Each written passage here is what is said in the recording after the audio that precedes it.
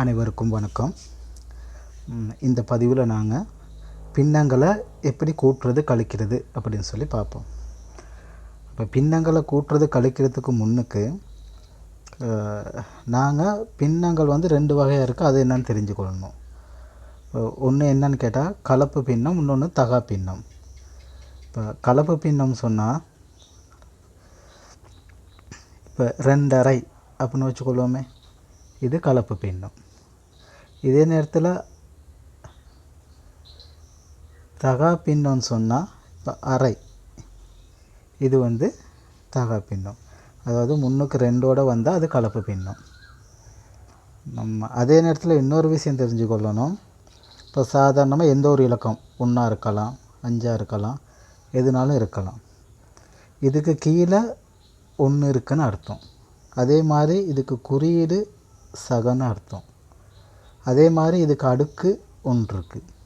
அந்த மாதிரி 5 இருந்தாலும் அதுக்கு கீழே 1 இருக்குது, அது குறியீடு சக, அதுக்கு அடுக்கு 1. இது அவ்வளவும் இருக்குது. ஆனால் கணக்கு செய்யும் பொழுது நமக்கு எது தேவைப்படுமோ அந்த நேரத்தில் அந்த சந்தர்ப்பத்தில் நாங்கள் அதை பயன்படுத்திக்கொள்வோம். இப்போ சுட்டிகள் மாதிரி கணக்கெல்லாம் செய்யக்குள்ள இந்த அடுக்கு தேவைப்படும். அதே நேரத்தில் கூட்டல் கழிக்கும் பொழுது இப்போ நாங்கள் ஒரு 2 இலக்கம் இருக்குது. இப்போ இதுக்கு சக போடாட்டி நாங்கள் சகம் தானே எடுத்துக்கொள்வோம். அப்போ அந்த நேரத்தில் அந்த சகங்கிறது நமக்கு தெரிஞ்சிருக்கணும், இதுக்கு முன்னுக்கு சக இருக்குன்ட்டுன்னு. அதே மாதிரி பின்னங்கள் செய்யும்போது இதுக்கு கீழே 1 இருக்குன்னு நம்ம முதல்ல தெரிஞ்சுக்கொள்ளணும். சரிதானே? அதுக்கு அடுத்தபடியாக இப்போ இப்போ 2.5 அப்படின்னு வச்சுக்கோமே, இது கலப்பு பின்னம். இதை தகா பின்னம் மாத்திரன்னு சொன்னால் என்ன செய்யணும் அப்படிங்கிறதையும் தெரிஞ்சுக்கணும். பாருங்கள், என்ன செய்யணும் கேட்டால் இந்த 2ஐயும் பெருக்கணும். பெருக்குனா எத்தனை? 4. அதாவது இது 2ஐயும் பெருக்கணும். பெருக்குனா எத்தனை? 4. 4ஓட 1 கூட்டணும். கூட்டினா எத்தனை? 5. 5 கீழ் இந்த 2 அப்படியே வரும். அப்போ ஒரு கலப்பு பின்னத்தை தகா பின்னம் மாற்ற தெரியணும். இதே 5 கீழ் 2 கலப்பு பின்னம் மாத்திரன்னா என்ன செய்யணும்னு கேட்டால் இந்த 5 2ஆல் பிரிக்கணும். பிரித்தா எத்தனை முறை வருது? 2 முறை. அந்த 2 பக்கத்தில் போடணும். கீழே உள்ள 2 அப்படி கீழே போட்டுடலாம். 5ல் 2 முறை, மீதி எத்தனை? 1. அந்த 1 இந்த பக்கத்தில் வரும். சரி, இன்னொரு கணக்கு ஒன்று பார்ப்போம். 7 கீழ் 2ன்னு வச்சுக்கொள்வோமே. இப்போ என்ன செய்யணும்? 7 2ஆல் பிரிக்கணும். பிரித்தா எத்தனை? 3 முறை. அதை போடணும். இப்படி இந்த 2 கீழே போட்டுடணும். இப்போ 7ல் 2 3 முறை, மீதி எத்தனை? 1. அந்த 1 மேலே போடணும். சரிதானே? அதே மாதிரி 9 கீழ் 5ன்னு வச்சுக்கொள்வோமே. இப்போ 9 5ஆல் பிரித்தா எத்தனை முறை? 1 முறை. 1 பக்கத்தில் போடணும். இந்த 5 அப்படியே கீழே போட்டுடலாம். மீதி எத்தனை இருக்குது? 4. அந்த 4 மேலே போடணும். புரிஞ்சு தானே? அப்போ எப்படி ஒரு தகா பின்னத்தை கலப்பு பின்னம் மாற்றுறதும் கலப்பு பின்னத்தை தகா பின்னம் மாற்றுறதும் நாங்கள் தெரிஞ்சிருக்கணும். சரிதானே? இப்போ இந்த கணக்கை பார்ப்போம். அதாவது 2.5யோட 1/2 கூட்டியிருக்கோம், அதோட 1 கூட்டியிருக்கோம், அதோட காவை கழிச்சிருக்கோம். இப்போ இந்த பின்னங்களை எப்படி கூட்டுறது கழிக்கிறதுன்னு பார்ப்போம். இப்போ உங்களுக்கு மனசுக்குள்ளே கூட்டினேன்னு சொன்னால் உங்களுக்கு விட தெரியும். 2.5லேருந்து 1/2 கூட்டினா 3, 3லேருந்து 1 கூட்டினா 4, 4லேருந்து காலை கழிச்சு விட்டா எத்தனை? 3.25. அப்போ நமக்கு விட என்ன வரும்? 3.25. 3 கீழ் 4, 3 கீழ் 4, 3.25 வரும் விட. இப்போ நம்ம கணக்கு செஞ்சு பார்ப்போம், இந்த விட வருதான்னு பார்ப்போம். சரிதானே?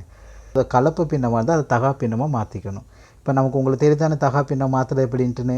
இது 2ஐயும் பெருக்கணும். 2ஐயும் பெருக்கணும். 2ஐயும் பெருக்கணும் எத்தனை? 4. 4ஓட 1 கூட்டினா 5. 5 கீழ் 2. புரியுதானே? 2ஓட 2 பெருக்கும் 4, 4ஓட 1 கூட்டினா 5. சக 1/2 அப்படியே வரும்.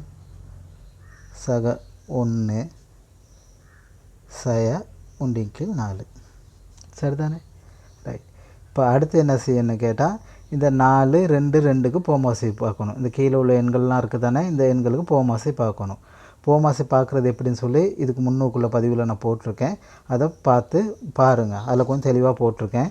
இருந்தாலும் இதில் நான் எப்படி பார்க்குறேன்னு கொஞ்சம் சொல்லி காட்டுறேன். சரிதானே? 2, அடுத்து இந்த 2, அடுத்து இந்த 4. இப்போ என்ன செய்யும், இப்போ இதை ரெண்டால் பிரிக்கலாம். அப்போ 1 1 2. அடுத்தும் ரெண்டால் பிரிக்கலாம். 1 1 1 2 4. அப்போ இதுக்கு போமாஸ் என்னது 4. இப்படி போடணும். சரிதானே? அடுத்து என்ன செய்யணும்னு கேட்டால் இந்த 4 இந்த 2ஆல் பிரிக்கணும். அப்போ 4 2ஆல் பிரித்தா எத்தனை முறை வருது, 2 முறை வரும். அந்த 2 போடணும். அடுத்து தர அது 2ஓட இந்த 5 பெருக்கணும் மேலே உள்ளது. புரிஞ்சு தானே உங்களுக்கு? 4 இந்த கீழே உள்ள 2ஆல் பிரிக்கிறோம். பிரித்தா எத்தனை முறை, 2 முறை. அந்த 2 இங்கே போடுறோம், அதோட பெருக்கிறோம், மேலே 5. அடுத்து இந்த சக அப்படியே வரும். அடுத்து இந்த 4 இந்த 2ஆல் பிரிக்கணும். அப்போ பிரித்தா எத்தனை முறை, 2 முறை. அந்த 2ஓட என்ன செய்யணும், இந்த 1 பெருக்கணும். அடுத்து என்ன செய்யணும்னு கேட்டால் இப்போ நம்ம சொல்லி கொடுத்த மாதிரி தான் எந்த ஒரு இலக்கத்துக்கு கீழே 1 இருக்குது. அப்போ இது கீழே என்ன இருக்குது, 1 இருக்குன்னு அர்த்தம். சரிதானே? அப்போ இந்த 4 1ஆல் பிரித்தா எத்தனை முறை, 4 முறை. இந்த சகையை போட்டுக்கணும், 4 முறை. 4ஓட என்ன செய்யணும், இந்த 1 பெருக்கணும். அடுத்து இந்த சகையை போட்டுக்கணும். 4ஓட இந்த 4 பிரித்தா 1 முறை. 1ஓட 1 பெருக்கணும். சரிதானே? இது விளங்குனுச்சா? 4ஓட 2 பெருக்கிறோம், பிரிக்கிறோம். பிரித்தா 2 முறை. 2ஓட 5 பெருக்கிறோம். அடுத்து 4ஓட 2 பிரிக்கி இந்த 1ஓட பெருக்கிறோம். அடுத்து 4ஓட இந்த 1 பிரிக்கிறோம், பிரித்து இந்த 1ஓட பெருக்கிறோம். அடுத்து இந்த 4ஓட 4 பிரிக்கிறோம், 1 முறை. அந்த 1ஓட 1 பெருக்கிறோம். சரிதானே? இப்போ அடுத்து என்ன செய்யணும் கேட்டால் இப்போ இந்த பெருக்கெல்லாம் செய்யணும். 2 எத்தனை, 10. 2 2 2 2. 4 4. 1 1. சரி, உங்களுக்கு இதில் தெரிஞ்சுக்கணும் இன்னொரு விஷயம் என்னன்னு கேட்டால், நான் இதுக்கு முன்னுக்கு பதிவில் அதையும் கொடுத்துருக்கேன் நான். அதாவது குறியீட்டு எண்களை எப்படி பெருக்கிறேன்னு சொல்லிட்டு. இப்போ இதுவும் சக ஒரே மாதிரி குறியீடு, அதனால் சக வருது. இந்த 2க்கும் குறியீடு சக, இந்த 1க்கும் குறியீடு சக, ஒரே மாதிரி குறியீடுனால 2 வருது, சக வருது. இந்த 4க்கும் 1க்கும் ஒரே மாதிரி குறியீடு சக வருது, அதனால சக 4. இங்கே 1 மறை உண்டு, இங்கே நேர் உண்டு. அப்போ வித்தியாசமான குறியீடுனால மறை வருது. அப்போ நாங்கள் பெருக்கும்போது குறியீடெல்லாம் கவனமாக பார்க்கணும். உங்களுக்கு தெரியலைன்னு சொன்னால் நான் பதிவில் போட்டிருக்கேன், இதுக்கு முன்னுக்குள்ளே பதிவில் போட்டிருக்கேன். அந்த லிங்க்கெல்லாம் நான் தரேன், அதில் போய் பார்த்துக்கோங்க. சரிதானே? என்கிட்ட ஒவ்வொரு பாடம் படிக்குள்ளேயும் நாங்கள் படித்ததே திரும்ப திரும்ப படிச்சுக்கிட்டு இருக்கேன் எல்லாம் தானே. சரி, இப்போ என்ன செய்யணும், கூட்டணும். இதையும் நாங்கள் படிச்சிருக்கோம், குறியீட்டு எண்களை எப்படி கூட்டுறதுன்னு சொல்லிட்டு. இதுக்கு பதிவில் படிச்சிருக்கோம். அதாவது ஒரே மாதிரி குறியீடை கூட்டணும், வித்தியாசமான குறியீடை கழிக்கணும். அப்படி பார்த்தா ஒரே மாதிரி குறியீடெலாம் கூட்டுவோம். 10 2 12. 12 4 16. சய உண்டு, கீழே 4 அப்படியே வரும். இப்போ வித்தியாசமான குறியீடு 16லேருந்து 1 கழிச்சா 15. இதன் கீழ் 4. இதுக்கு மேலே ஒன்றும் செய்கிறதுக்கு இல்லை. இதை நாங்கள் கலப்பு பின்னமாக மாற்றணும்னு சொன்னால் எப்படி மாற்றணும், இந்த 15 4ஆல் பிரிக்கணும். பிரித்தா எத்தனை முறை, 3 முறை. அந்த 3 இங்கே வரும். 3 12. மீதி எத்தனை, 3. 12 3 15. அப்போ மீதி 3, கீழே 4. அப்படியே வந்துடும். இப்போ 3 3/4. அப்போ அந்த 3 3/4 விட வருது தானே. இந்த மாதிரி தான் எப்படி கணக்கு வந்தாலும் நாங்கள் செய்யணும். நாங்கள் இன்னொரு கணக்கு ஒன்று பார்ப்போம். சரிதானே? இப்போ நாங்கள் இந்த கணக்கை பார்ப்போம். 3/2 சய 8/2 சக 2/5. சரிதானே? இப்போ என்ன செய்யணும், முதல்ல இந்த 2 2 5க்கெல்லாம் போமாசி பார்க்கணும். போமாசி பார்ப்போம். எப்படி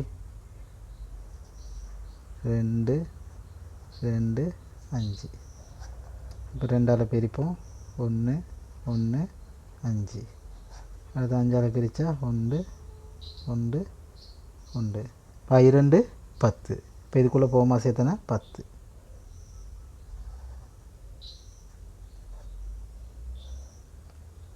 இப்போ என்ன செய்யணும், 10 2ஆல் பிரிக்கணும். பிரித்தா எத்தனை, 5. 5ஓட என்ன செய்யணும், இந்த 3 பெருக்கணும். அடுத்து இந்த சய. அடுத்து 10ஓட 10 2ஆல் பிரிக்கணும். பிரித்தா எத்தனை 5. 5ஓட என்ன செய்யணும் 8 பெருக்கணும். அடுத்து சக 10 5ஆல் பிரிக்கணும். பிரித்தா 2 முறை. 2ஓட இந்த 2 பெருக்கணும். சரிதானே? அடுத்து 5 3 15. இதுவும் சக ஆகவே சக 15. அடுத்து 5 8 40. இது ரெண்டுமே வித்தியாசமான குறியீடு ஆகவே சய வரும். அடுத்து 2 4. ரெண்டுமே ஒரே மாதிரி குறியீடு ஆகவே சக வரும். கீழே 10.